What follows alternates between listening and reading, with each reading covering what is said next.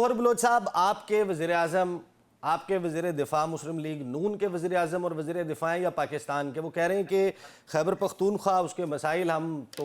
انتظار کر رہے ہیں کہ آپ ہمیں جواب دیں، افغانستان کے ساتھ پالیسی کیا کر رکھنی ہے، کس نے رکھنی ہے، کس طریقے سے چلانی ہے، بتائیں۔ دیکھیں، بڑی افسوسناک بات ہے کہ یہ کہتے ہیں کہ جناب ہم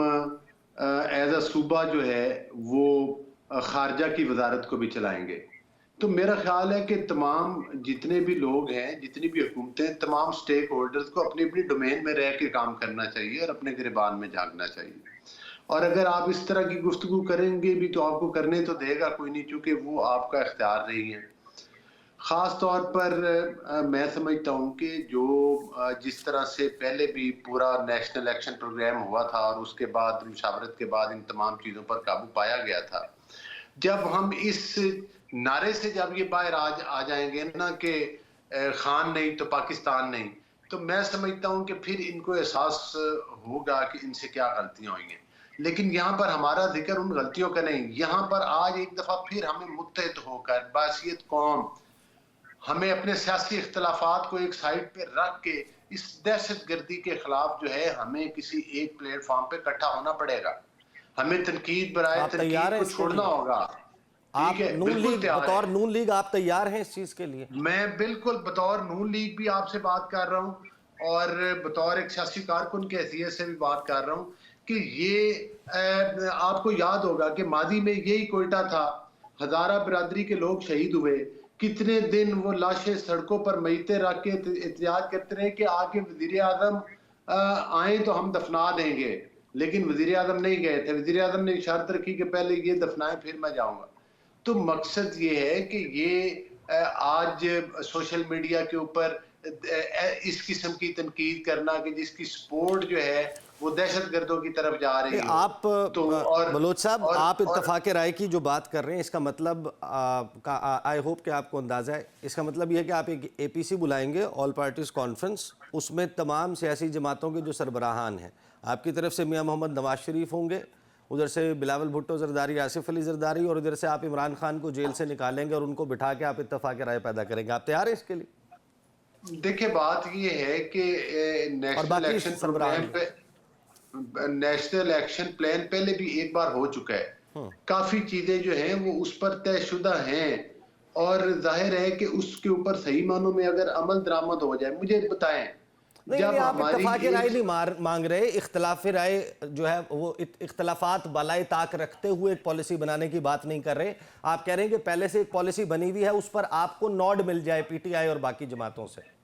یہ کہہ رہے ہیں؟ نہیں، میرا خیال ہے کہ اکٹھا ہونے میں بھی کوئی حرج نہیں، ان کی تمام لیڈرشپ پہلے بھی آتی ہے اور مختلف معاملات کے پر بات چیت چلتی رہتی ہے، اور ظاہر ہے کہ جب ملک کے سیکورٹی ایشوز ہوں گے اور اس طرح کے مسائل ہوں گے، ان پر تو ایک بار نہیں کئی بار بھی اکٹھا ہوا جا سکتا ہے، وہ کوئی ایسی چمبے والی بات نہیں ہے۔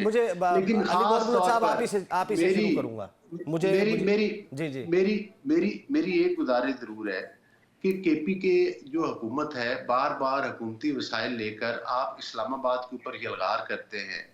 اور وہاں پر اس شہر کو لاک ڈاؤن کرنے کی کوشش کرتے ہیں، وہاں کے سرکاری وسائل لے کر آتے ہیں۔ اتنی توجہ اگر آپ سیکورٹی پر دے لیں، اندرون سیکورٹی کے پی کے پر دے لیں اور دیگر معاملات پر دے لیں تو آپ کی کافی ایفیشنسی بڑھ سکتی ہے۔ دیکھیں، پہلی بات تو یہ ہے کہ آپ یہ نہیں کہہ سکتے کہ میرا کوئی ہدف یا میں کوئی پی ٹی آئی کو ٹارگٹ کر رہا ہوں۔ سر انڈیا بتائیں، انڈیا ہے اس کے پیچھے کہ نہیں؟ یس اور نو؟ اس میں تو کوئی دوسری رائے ہی نہیں ہے۔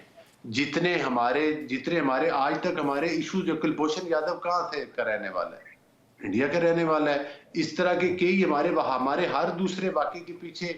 جو ہے وہ انڈیا کی جو متدائر ایجنسیز ہیں، جو حکومتیں ہیں، ان کا کوئی نہ کوئی پیچھے بہت بڑا ہاتھ ہوتا ہے۔ یہ سارا نظام ویسے تو نہیں چل رہا ہے۔ ان لوگوں جو ادھر افغانستان میں ان کے ٹریننگ سینٹرز ہیں اور سارا کچھ ہے، وہ بارڈر کے ساتھ ساتھ وہ انڈیا کی پوری سپورٹ ہے، اور اس سے تو میرا نہیں خیال کہ کوئی ہمارے دوست پی ٹی آئی کے اختلاف کر سکے یا کوئی باقی دوست ہمارے اختلاف کر سکے۔ اس میں تو ہماری قوم، بحیثیت قوم بھی ہمارا اتفاق ہے کافی حد تک۔ یہ آپ نے کلبھوشن یادو کا تذکرہ کیا، یہ 3 سال سے شہباز شریف وزیر اعظم ہیں، لگ بھگ درمیان میں کاکڑ صاحب کا وقت نکال لیں، اس سے پہلے میاں صاحب تھے، انہوں نے تو کبھی کلبھوشن یادو کی بات نہیں کی.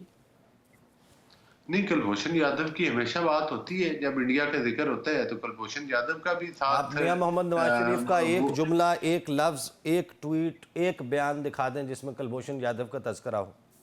نہیں، کلبھوشن دیکھیں بات یہ ہے کہ حکومت نے یہ معاملات ایڈریس کرنے ہوتے ہیں، اور نواز شریف صاحب نے بھی جب بھی بات کی ہے وہ بالکل پوری، جب بھی ہمارے امن 2013 میں اور 2018 میں جو نیشنل ایکشن پروگرام ہوا تھا، جو ساری پارٹیز کو اکٹھا کیا گیا تھا، جس کے بعد 95% جو تھی وہ دہشت گردی کا خاتمہ ہوا تھا، یہ وہ سر نواز بڑی شریف ہے، بڑی ذمہ داری جس سے نے بتا رہا چاندی ہوں، کے مقام کے اوپر 2017 برہان مظفر وانی کی، کر کے یہ ثابت کیا تھا کہ میں بڑی ذمہ داری سے، مجھے کریکٹ کر دیجئے، ہو سکتا ہے میں غلط ہوں. آخری مرتبہ 2017 برہان مظفر وانی کی برسی کے موقع پر میاں محمد نواز شریف نے انڈیا کے خلاف کوئی بات کی تھی، اس کے بعد آج تک نہیں کی. میں 9 سال کی میں بڑی طویل وقت کی بات کر رہا ہوں. جو بات یہ ہے،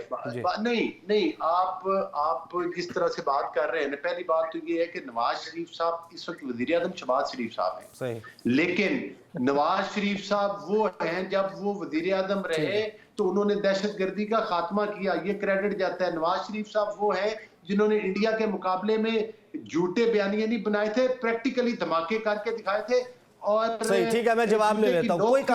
پنجوتا صاحب وقت کم رہ گیا، میں اب کسی سوال کے بجائے آپ نے بات سن لی. اب اگر میں آپ کو کہوں کہ آپ نے انڈیا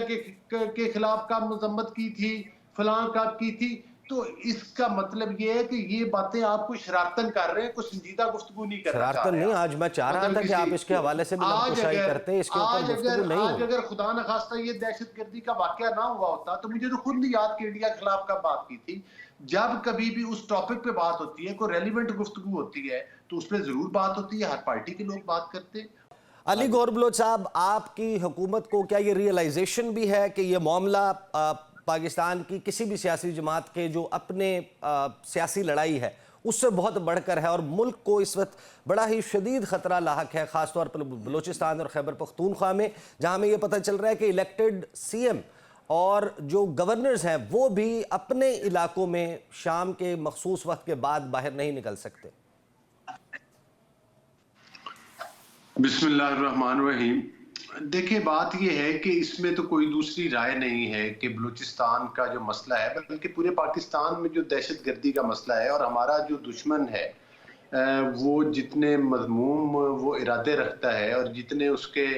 بھیانک عزائم ہیں، اور جس طرح سے وہ بار بار ہمارے ملک کے مختلف شہروں کے اوپر حملہ آور ہوتے ہیں، بے شمار جگہ پر ہمارے جو افواج ہیں ان کے جوان شہید ہو رہے ہیں، لیکن پاکستان کے عوام بھی شہید ہو رہے ہیں ساتھ ساتھ. اور میں سمجھتا ہوں کہ اس میں ہماری قربانیاں جو ہیں وہ تو بے شمار ہیں، لیکن افسوسناک بات یہ ہے کہ آج سیاسی اختلافات کی وجہ سے ہمیشہ سے ان لوگوں کے بیانیے کو سپورٹ ملی، ان لوگوں کے بیانیے کو جو ہے وہ تقویت ملی جن کو نہیں ملنی چاہیے تھی. جس طرح سے آپ نے کل کا واقعہ دیکھا تو ساتھ ہی ساتھ میں یقین کریں کہ کئی ویلاگرز کا سن رہا تھا تو ان کے الفاظ بھی اس طرح سے تھے جس طرح سے کہ وہ دہشت گردوں کو کوئی سورما بنا کے پیش کر رہے تھے، اور ان کو کمال انہوں نے اسٹریٹجی بنائی ہے. مطلب شرم آنی چاہیے ایسے ویلاگرز کی، اور وہ سینئر لوگ ہیں اور ان کی ایک خاص مقام ہے ہمارے پاکستان کے ویلاگرز کے اندر، لیکن وہ اپنی اس طرح کی حرکتیں کرنے سے باز نہیں آتے. سر آپ ویلاگرز کا جواب پہ فوکس کریں گے، ان کی گفتگو پہ فوکس کریں گے، یا دہشت گردی کے پی ٹی آئی کے بے شمار اکاؤنٹ سے سوشل میڈیا کے اوپر بھی وہ سپورٹ ریاست کی طرف سے نہیں آئی بلکہ تنقید آئی ہے، بلکہ اس میں تمسخر بھی بعض جگہ پر اڑایا گیا. لیکن ہمیں اب ان پر افسوس نہیں ہے جو شہداء کے شہادتوں کے اوپر بھی تمسخر اڑا سکتے ہیں. آپ کا ٹارگٹ اب اس کو ذرا ٹھیک ہے، آپ کا ایک موقف ہے، ان کا ایک موقف ہے آپ کے متعلق، میں دونوں کے حوالے سے بات کروں، اس کو ذرا سائڈ پہ رکھ دیں. اس تمام انسیڈنٹ میں جو دہشت گرد ہیں، جو اصل معاملہ ہے، اس کے اوپر آپ اس کے اوپر ذرا رائے دینا اپنی، کون ہے اس کے پیچھے؟ تحریک انصاف نے تو حملہ نہیں کیا نا، حملہ تو دہشت گردوں نے کیا، بی ایل اے نے کیا. 9 مئی کے واقعات میں تو یہی حملہ آور تھے، لیکن گزارش میں یہ کروں گا کہ جو یہ چیلنجز ہمیں 2013 میں بھی تھے دہشت گردی کے. کوئی ایسا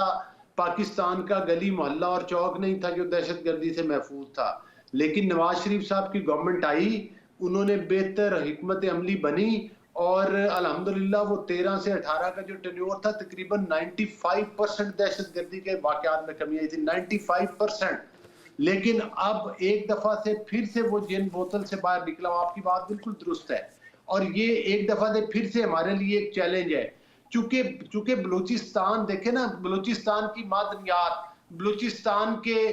جو ہمارے ذخائر ہیں, جو سونے کے اور جو دریافت ہو چکے ہیں, وہ ہمارے دشمن سے اب ہضم نہیں ہو پا رہے. وہ نہیں چاہتا کہ پاکستان اپنے پاؤں پہ کھڑا ہو, پاکستان معاشی طور پر سنبھلے. تو ایسے میں ان کا ٹارگٹ جو ہے وہ بلوچستان ہے, چونکہ بارڈر ساتھ ساتھ لگتے ہیں, پہاڑی علاقہ جاتا ہے, لہذا وہ تو آپ نے ان میں سے تو کسی کے متعلق آج خواجہ آصف صاحب پھر وہ جو دشمن ہیں ہمارے جن سے یہ ہضم نہیں ہو رہا, کہ گریفائٹ نکل رہی ہے, نیفرائٹ ہے, جیڈائٹ ہے, کرومائٹ ہے, اس کے بعد سونا ہے, تانبا ہے, گیس ہے, پیٹرول ہے, قدرتی وسائل ہیں, معدنیات ہیں, وہ جن کو ہضم نہیں ہو رہی, ان کے متعلق بھی 2 جملے ہو جاتے لگے ہاتھوں؟ نہیں, بالکل انہوں نے ہر کسی کے بارے میں گفتگو کی ہے. ظاہر ہے جو پولیٹیکل پارٹیز ٹولنگ کرتے ہیں ان کے بارے میں بھی گفتگو ہوئی ہے. اور خاص طور پر مطلب ہے کہ جس میں نہ صرف خواجہ آصف صاحب نے کیا, بلاول بھٹو صاحب نے بات کی, باقی سارے لوگوں نے بات کی ہے. میں سمجھتا ہوں کہ جو ایک سیاسی ورکر کی حیثیت سے جو منفی سیاست وہ کوئی بھی پارٹی کر رہی ہو, چاہے وہ بلوچستان کی لوکل لیڈرشپ میں سے کوئی پارٹیز ہوں, چاہے ہماری کوئی قومی پارٹیز میں سے ہوں, دیگر میں سے, جس میں سے یہ سمیل آئے کہ ان کی باتوں سے ہمارے دشمن کو سر جو اپوزیشن میں ہوتا ہے وہ منفی سیاست کرتا ہے, ہم نے تو دیکھا ہے, جو حکومت میں ہوتا ہے وہ کہتا ہے کہ یہ منفی سیاست کر رہا ہے, ہم مثبت.